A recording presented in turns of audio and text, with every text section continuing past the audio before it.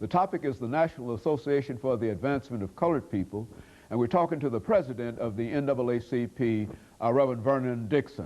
And of course, Reverend Dixon, before we had our commercial break, we promised that we would give you an opportunity to talk about the NAACP. Let's talk about the structure of that organization. I think you've already mentioned the fact that this is only a branch and that you have branches all over the nation. Let's talk about how all of those branches come together and what you're able to achieve through the structure that you have.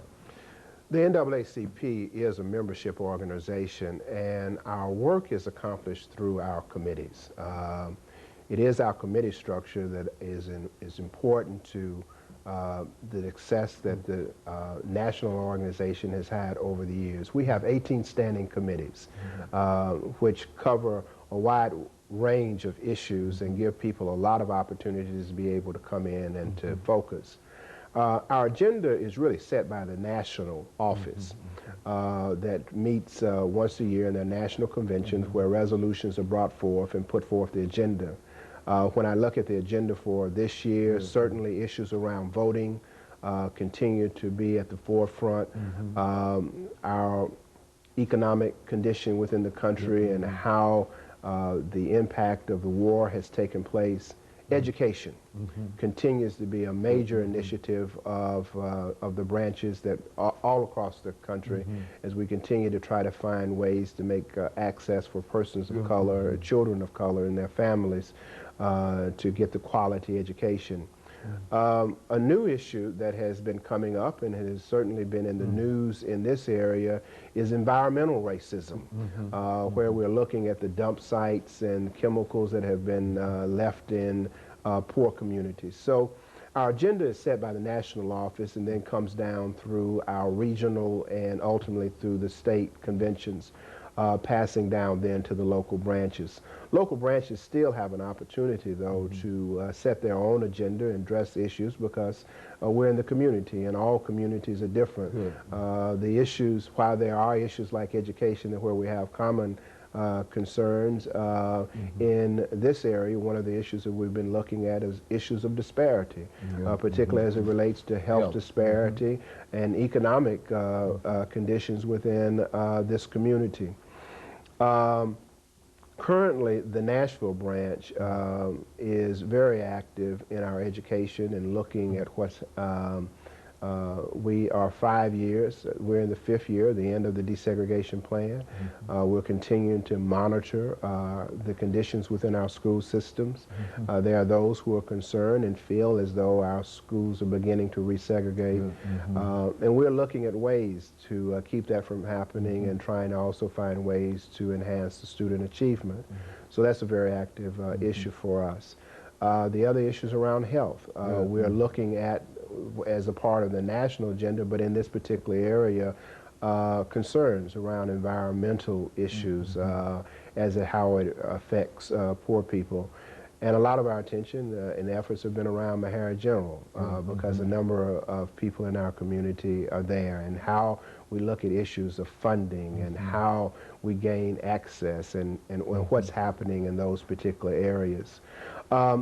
Another area that we have been spending some time and discussion on in the community has also been just to overall access of persons of color and how it is that we educate people in the community as to the issues and to make sure that we continue to be at the table.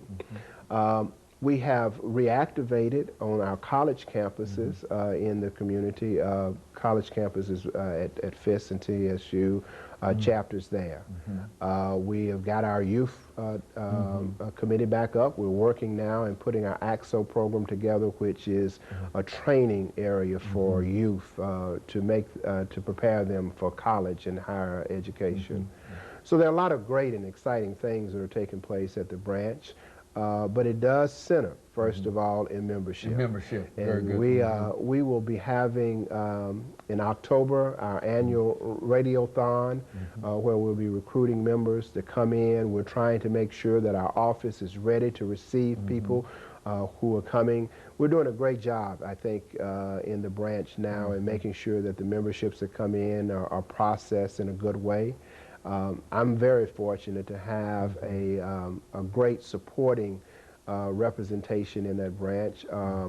And if I might, I'd just like to single out a few people who have been elected. The Reverend Mark Freeman is the first vice president and is also working very hard with our religious affairs.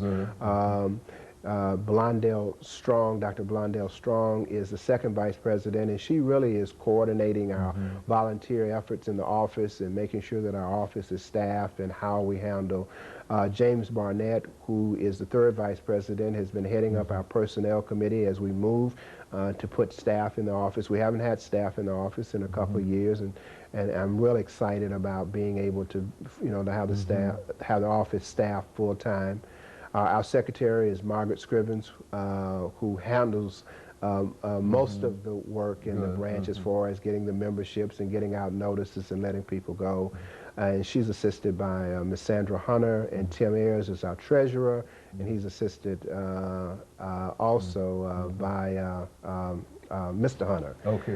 So it is, so we have some good people in place. But we still need other people involved. Our religious affairs has really taken on initiative. A backbone of the NAACP has always been the church. And we are reaching out and trying to get more churches involved and helping us to disseminate the information that is out there. But there's still room for people who want to come and who want to work in our structure. People have to remember, though, that we are not really a program agency. We are more of an advocacy and a group that does monitoring.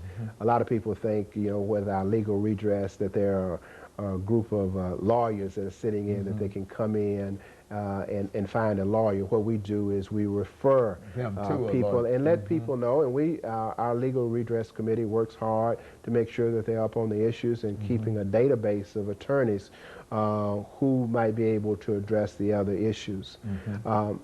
I have taken upon, one of the things that I've tried to do is also to enhance the other organizations within this community that we can do collaborative efforts with, who may have some resources that we don't have, but who still are concerned about issues around civil rights. Very good. And of course we're getting ready for this second commercial break, but when we come back, let's talk about the membership of the organization and what people might be able to do in order to assist you. Of course, we'll be back with our audience following this very short commercial break.